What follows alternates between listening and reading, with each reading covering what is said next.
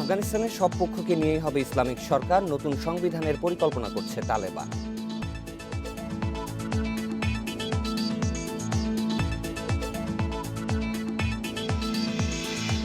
মার্কিন ও ন্যাটো বাহিনীর সহযোগী আফগানদের তালিকা করেছে তালেবান, বাড়ি বাড়ি চালাচ্ছে তল্লাশি।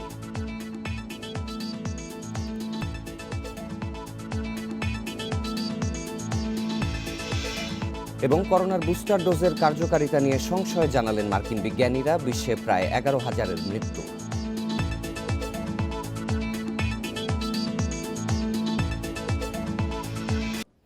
আমন্ত্রণ আন্তর্জাতিক খবর নিয়ে ইন্ডিপেন্ডেন্ট টেলিভিশনের নিয়মিত আয়োজন পূর্ব পশ্চিমে। সাথে আছি শাফাদ্দিন ফরিদ। জানাচ্ছিলাম প্রধান শিরোনামগুলো, এবারে বিস্তারিত। আফগানিস্তানের সব শ্রেণীর মানুষকে নিয়ে ইসলামিক সরকার গঠনের কাজ চলছে বলে জানিয়েছে তালেবান। গোষ্ঠীটির মুখপাত্র সুহাইল শাহিন জানান, নতুন সংবিধান প্রণয়নের পরিকল্পনা চলছে। তালেবানের এই অবস্থানকে স্বাগত জানিয়েছেন রুশ পররাষ্ট্রমন্ত্রী সের্গেই লাভরভ। তালেবানের হাতে আফগানিস্তানের নিয়ন্ত্রণ যাওয়ার পর থেকেই দেশজুড়ে বিরাজ করছে আতঙ্ক আর নানা শঙ্কা। তালেবানের কোনো আশ্বাসে বিশ্বাস করছে না সাধারণ মানুষ। যদিও তালেবানের মুখপাত্রের দাবি, কাবুলে ধীরে ধীরে স্বাভাবিক হচ্ছে পরিস্থিতি। চীনা সংবাদ মাধ্যম সিজিটিএনকে দেয়া সাক্ষাৎকারে তালেবান মুখপাত্র সুহাইল শাহিন জানান, সবাইকে সাথে নিয়েই আফগানিস্তানের নতুন সরকার গঠন করতে চায় তারা। প্রতিষ্ঠা করা হবে ইসলামিক শাসন ব্যবস্থা।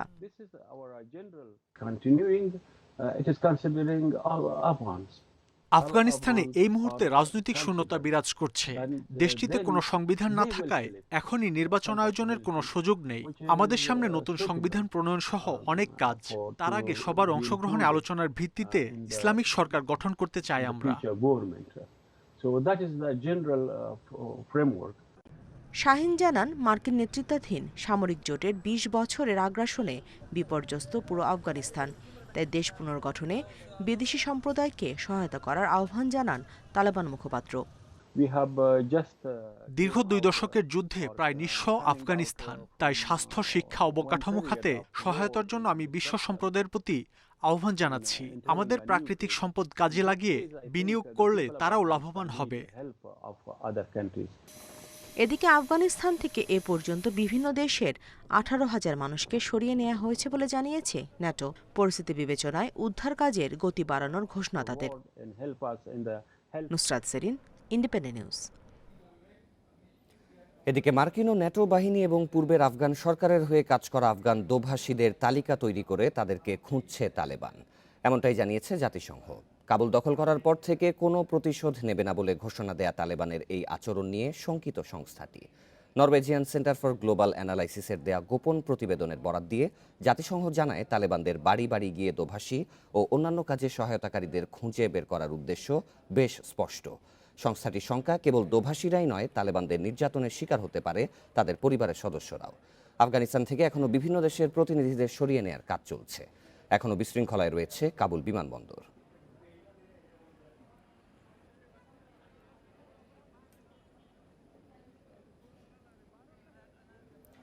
কাবুলের নিয়ন্ত্রণ নেওয়ার পর থেকে বিশ্বের সামনে নিজেদের নতুন করে তুলে ধরতে চায় তালেবান। সবার দৃষ্টি আকর্ষণে ইতিবাচক বার্তা পৌঁছানোর চেষ্টা চালাচ্ছে তারা। তবে ইসলামিক আইনের অধীনে তালেবানদের নানা প্রতিশ্রুতি কিভাবে বাস্তবায়িত হবে তা নিয়ে শঙ্কিত বিশ্লেষকেরা। তালেবানের হাতে কাবুলের পতনের পর থেকেই আফগানিস্তানের ভবিষ্যৎ শাসন ব্যবস্থা নিয়ে আলোচনা চলছে বিশ্বজুড়ে। এরই মধ্যে শুরা কাউন্সিলের মাধ্যমে দেশ পরিচালনার ঘোষণা দিয়েছে তালেবান। সেখানে থাকছে না গণতন্ত্রের ছিটেফোঁটা। ওই কাউন্সিল সরকার পরিচালনা করলেও দেশটির শীর্ষ নেতা হিসেবে দেখা যেতে পারে তালেবান প্রধান হাইবাতুল্লাহ আখুন্দজাদাকে। প্রধানমন্ত্রী পদের সম্ভাব্য প্রার্থী হিসেবে রয়েছেন তালেবানের রাজনৈতিক শাখার প্রধান মোল্লা আব্দুল গনি বারাদার। এদিকে নতুন সরকার গঠনের জন্য সামরিক সক্ষমতা বাড়াতে আফগানিস্তানের সশস্ত্র বাহিনীর সাবেক পাইলট ও সেনাদের আবার কাজে ফেরানোর চেষ্টা চালাচ্ছে তালেবান। তবে গত 20 বছরে অসংখ্য আফগান সেনাকে হত্যা করায় এই উদ্যোগ কতটা সফল হবে তা নিয়ে শঙ্কিত বিশ্লেষকরা। এছাড়া বিশ্ব সম্প্রদায়ের সমর্থনের জন্য সমাজে নারীদের সক্রিয় ভূমিকা, ব্যক্তি ও গণমাধ্যমের স্বাধীনতা সহ নানা সামাজিক কর্মকাণ্ডের ইতিবাচক প্রতিশ্রুতি দিয়েছে তালেবান। তবে গণতন্ত্র ছাড়া ইসলামিক আইনের অধীনে কিভাবে তা বাস্তবায়ন হবে সে বিষয়ে সুস্পষ্ট কোনো বক্তব্য দেয়নি গোষ্ঠীটি। তবে নতুন তালেবান সরকার কেমন হবে এরই মধ্যে কিছুটা আভাস দিচ্ছে আন্তর্জাতিক গণমাধ্যম। 1996 থেকে 2001 সালের তালেবান শাসনামলে শীর্ষ নেতা মোল্লা ওমর প্রকাশ্যে না এসে কাউন্সিলের মাধ্যমে দেশ পরিচালনা করেছিলেন। এবারও তেমনই হতে পারে বলে মত গণমাধ্যমে। আশরাফ শুভ, ইন্ডিপেন্ডেন্ট নিউজ।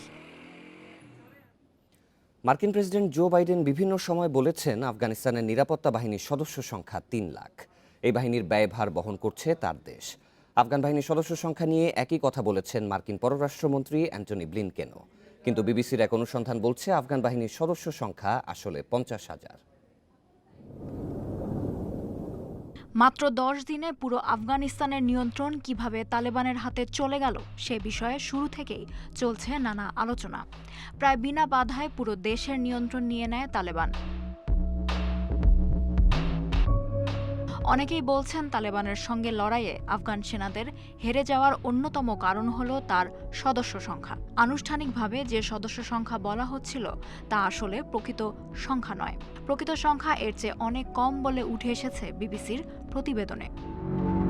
নানা বিবৃতিতে যুক্তরাষ্ট্রের প্রেসিডেন্ট জো বাইডেন বারবার বলেছেন আফগানিস্তানের নিরাপত্তা বাহিনীর সদস্য সংখ্যা 3 লাখ। তবে বিবিসির প্রতিবেদন বলছে দেশটিতে মাত্র 50,000 সেনা ছিল। দুটি গুরুত্বপূর্ণ সূত্র জানিয়েছে আফগান বাহিনীর সদস্য সংখ্যা অর্ধ লক্ষাধিক বা এর কম। এর মধ্যে একটি সূত্র হলো আফগানিস্তানের সন্ত্রাসবাদ বিষয়ক বিশেষজ্ঞ ও ন্যাটোর হয়ে কাজ করা সাজ্জান গোহেল। এদিকে বার্তা সংস্থা রয়টার্সের এক প্রতিবেদনে বলা হয় আফগান সেনাবাহিনীর প্রশিক্ষণের জন্য প্রায় $8,900 কোটি খরচ করেছে যুক্তরাষ্ট্র। জো বাইডেনও এই বাহিনীকে প্রশিক্ষণ এবং সরঞ্জাম দেওয়ার কথা একাধিকবার বলেছেন।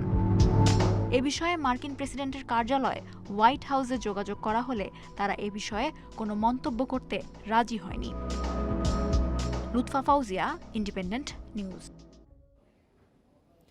গত 20 বছরে আফগানিস্তানে নারী শিক্ষা এবং নারীর ক্ষমতায়নে উল্লেখযোগ্য পরিবর্তন এসেছে। উচ্চশিক্ষার পাশাপাশি কর্মক্ষেত্রেও বেড়েছে নারীর অংশগ্রহণ। তবে আবারও তালেবানের শাসন ফেরায় হুমকির মুখে আফগান নারীরা। যদিও তালেবানরা বলছে ইসলামী শরিয়া মেনেই নারী শিক্ষায় তাদের আপত্তি নেই। তালেবানের প্রতিশ্রুতির পরও অতীত অভিজ্ঞতার কারণে আফগান নারীদের অবস্থান নিয়ে আতঙ্কিত বিশ্ববাসী। এরই মধ্যে নানা অত্যাচারের তথ্য মিলেছে দেশের নানা প্রান্ত থেকে। 15 যোদ্ধার জন্য খাবার রান্নার আদেশ অমান্য করায় এক নারীকে AK-47 রাইফেল দিয়ে পিটিয়ে হত্যা করেছে তালেবানরা। 1999 সালের তথ্য গবেষণা করলে দেখা যায় তালেবানের শাসনামলে কোনো নারী প্রাথমিক শিক্ষার গণ্ডি পার হয়ে মাধ্যমিকে প্রবেশ করতে পারত না। আর প্রাথমিকে শিক্ষা গ্রহণ করা নারীর সংখ্যা ছিল মাত্র 9,000। আর 2021-এ আফগানিস্তানে স্কুলে যাওয়া নারীর সংখ্যা 35 লাখ। এর 1/3 নারী পাবলিক ও প্রাইভেট ইউনিভার্সিটিতে অধ্যয়নরত। 2003 সালে মাধ্যমিক বিদ্যালয়ে যাওয়া নারীর সংখ্যা ছিল শতকরা 6%। 2017 সালে তা দাঁড়িয়েছে 39%। এই 2 দশকে পড়ালেখার পাশাপাশি কর্মক্ষেত্রে নারীর অংশগ্রহণ বেড়েছে। শতকরা 22% নারীর এখন চাকরি আছে। এর মধ্যে 20% নারী সরকারি চাকুরিজীবী। 1000 নারীর নিজের ব্যবসা আছে। জুলাই 2021 পর্যন্ত দেশটির পার্লামেন্টে শতকরা 27% নারী সংসদ সদস্য ছিল। 20 বছর পর আবারও তালেবানের শাসনে নারী শিক্ষা এবং উন্নয়ন নিয়ে শঙ্কা দেখা দিয়েছে। যদিও তালেবানরা বলছে ইসলামী শরিয়া অনুযায়ী নারীরা সব ধরনের অধিকার ভোগ করতে পারবে। নারী শিক্ষার ক্ষেত্রেও কোনো প্রকার বাধা দেয়া হবে না। Lutfa Fauzia, independent news. খুব কম সময়ের মধ্যে নিজেদের সামর্থ্যের প্রমাণ দিয়েছিলেন আফগান ক্রীড়াবিদেরা। কিন্তু তালেবান শাসিত আফগানিস্তানে থেমে যাবার শঙ্কায় সেই পথ চলা। কাবুলে বিমান থেকে পড়ে ফুটবলার জাকি আনোয়ারির মৃত্যু নাড়া দিয়েছে বিশ্ব ক্রীড়াঙ্গনকে। আবার কবে মাঠে ফিরবেন রাশিদ খান, মোহাম্মদ নাবিরা জানা নেই কারো। কাবুলের বাতাসে আবারও বারুদের গন্ধ। ফিরে ফিরে আসছে দুঃশাসনের স্মৃতি। বন্দিপুরীতে বারণ স্বপ্ন দেখা। বন্দরে সমবেত যুবকের দল। এই কাবুলে জীবন বাঁচানোই এখন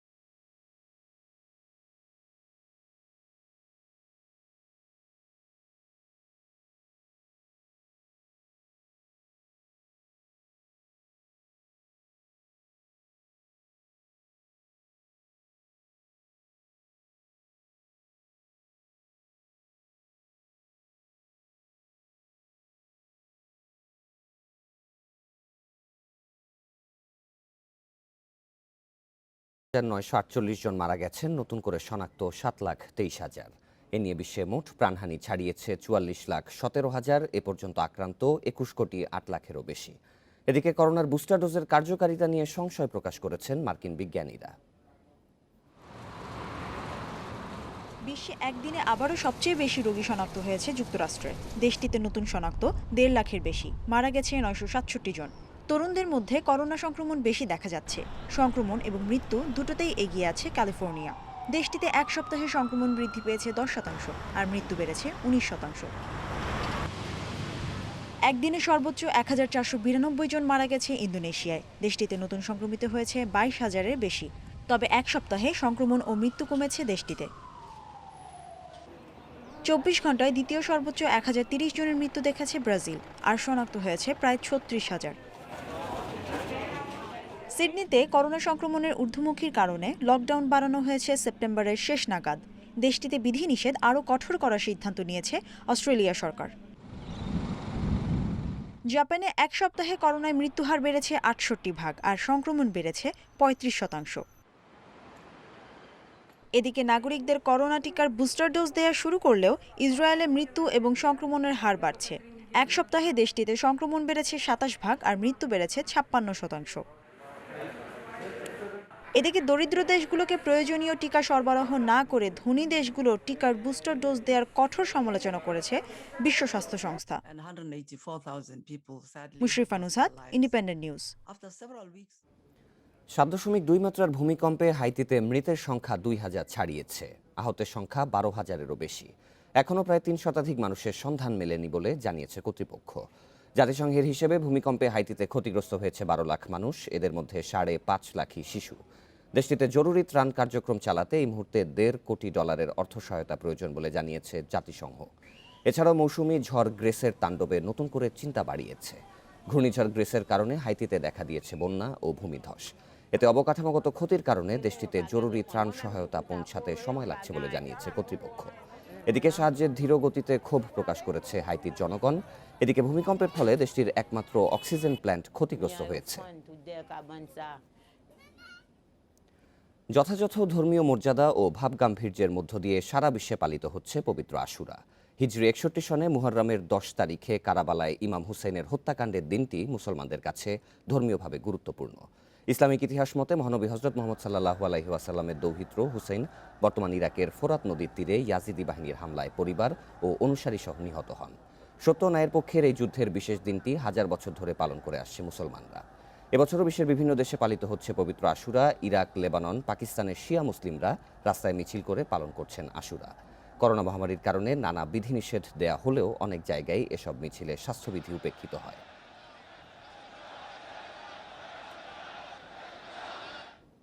পূর্ব পশ্চিম শেষ করব, তবে তার আগে শিরোনামগুলো আরও একবার।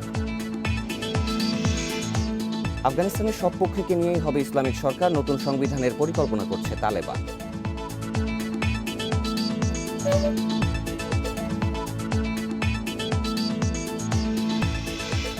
মার্কিন ও ন্যাটো বাহিনীর সহযোগী আফগানদের তালিকা করেছে তালেবান, বাড়ি বাড়ি চালাচ্ছে তল্লাশি।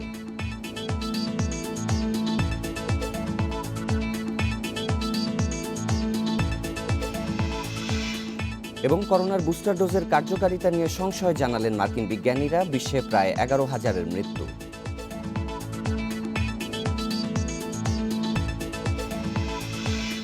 এই ছিল আজকের পূর্ব পশ্চিমে। ইন্ডিপেন্ডেন্ট টেলিভিশনের সব খবর আরও বিস্তারিত জানতে চোখ রাখুন ফেসবুক, ইউটিউব এবং টুইটারে। ধন্যবাদ সবাইকে।